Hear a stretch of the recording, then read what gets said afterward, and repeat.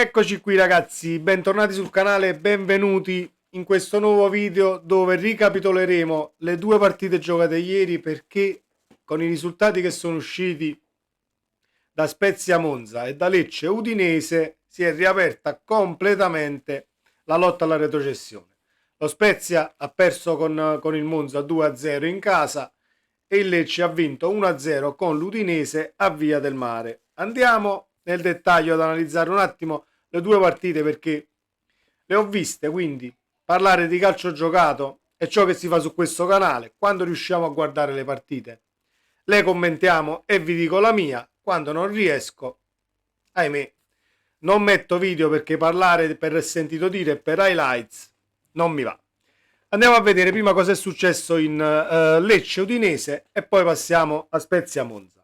Lecce Udinese, un primo tempo non sofferto, ma un primo tempo più tirato, perché le due squadre comunque hanno lottato per poter portare i 3 punti a casa. Però se andiamo ad analizzare il secondo tempo, merita il Lecce per occasioni, per supremazia territoriale, per intensità, per la voglia di portare questi 3 punti a casa. Ci sono riusciti grazie a un calcio di rigore di strefezza, rigore sacrosanto, segnato, che porta i 3 punti a questo Lecce e si mantiene un attimo lì nella lotta retrocessione, che vede comunque impegnate anche Empoli, Spezia, Lecce. Non voglio metterci la Salernitana, ma comunque Salernitana a 33, il Verone a 26.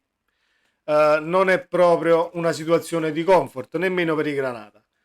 Il Monza invece mi aspettavo il 2, l'ho messo anche nella schedina, anche se si doveva considerare la partita con lo Spezia una partita complicata, perché lo Spezia avrebbe dovuto far punti appunto per la classifica della retrocessione, che si accorcia ulteriormente.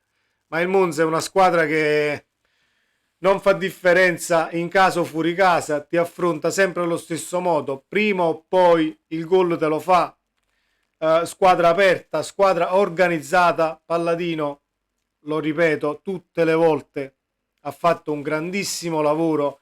Il gruppo è consapevole di poter portare a casa il risultato indifferentemente dall'avversario che affronta, e infatti è andato in vantaggio dopo 20 minuti, mi sembra al 21esimo. Sì, al 21esimo è andato in vantaggio il Monza. Poi lo Spezia ci ha provato, non è che lo Spezia ha fatto comunque la partita attendista aspettando l'avversario, perché lo Spezia comunque sta giocando a pallone, le occasioni le crea durante una partita. Però ovviamente vai 1-0 sotto con il Monza, che è una squadra che poi riesce quasi sempre a portare a casa il risultato, e addirittura quando va sotto è anche quella squadra che riesce a ribaltare le situazioni. L'abbiamo visto contro la Fiorentina, 2-0 sotto, ha vinto la partita 3-2. Siamo d'accordo che la Fiorentina forse aveva scorie di coppa, fuori condizioni, tutto quello che volete, però il cuore e l'anima di questa squadra rispecchia un andazzo societario ben chiaro. Perché ad agosto Galliani in un'intervista disse: stiamo facendo la squadra per restare a tutti i costi in Serie A, e io feci la prediction e misi il Monza decimo. Ovviamente decimo forse è un po' troppo, però il Monza è l'unica squadra tra le piccole, tra virgolette, che non ha mai dato quei sintomi di inadeguatezza al campionato di Serie A. Sarà la mentalità imprenditoriale della società tutta, tra dirigenti, presidenza e quant'altro. Sarà che comunque hai fatto un mercato per poter rimanere in Serie A, perché comunque i giocatori li hai presi. Ci sono calciatori che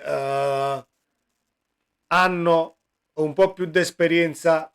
Se poi vogliamo comparare il Monza ad un Lecce, se lo vogliamo comparare alla stessa Salernitana, se lo vogliamo comparare allo Spezia, è una squadra che ha maggiore caratura, diciamo, da grande campionato. e questo sta facendo il Monza. Il Lecce io lo sapevo che era una partita complicata, però a Via del Mare conta tanto lo stadio, conta tanto il pubblico, contava tanto la motivazione in più che a livello di classifica poteva avere il Lecce, tanto è vero che la partita è finita 1-0, anche se di cortomuso, però ripeto, il Lecce per quello che abbiamo visto sul campo ha strameritato la vittoria, anche se è uscita 1-0. Nel secondo tempo il Lecce ha fatto totalmente meglio dell'Udinese, che ovviamente prima del match ha perso Beto, ha dovuto giocare con un attacco rimaneggiato senza avere la prima punta di peso. Possiamo dire che sia questa un attenuante, però meriti a Lecce che ha portato legittimamente questi 3 punti a casa, ragazzi. Si riapre questa lotta alla retrocessione.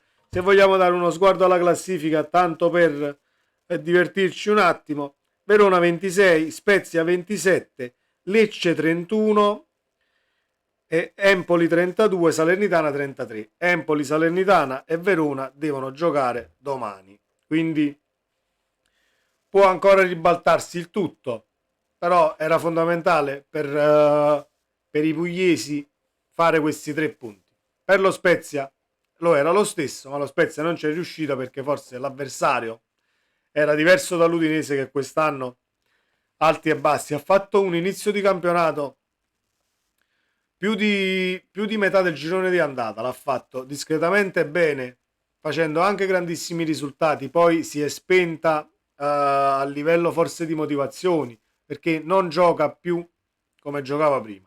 Detto questo, complimenti e applausi a questo Lecce e a questo Monza. Si è riaperta la retrocessione. Ci vediamo nel prossimo video, ragazzi. Restate sintonizzati per questo weekend di partite che sarà pieno zeppo di grandissimi match. Ci vediamo nel prossimo video. Ciao!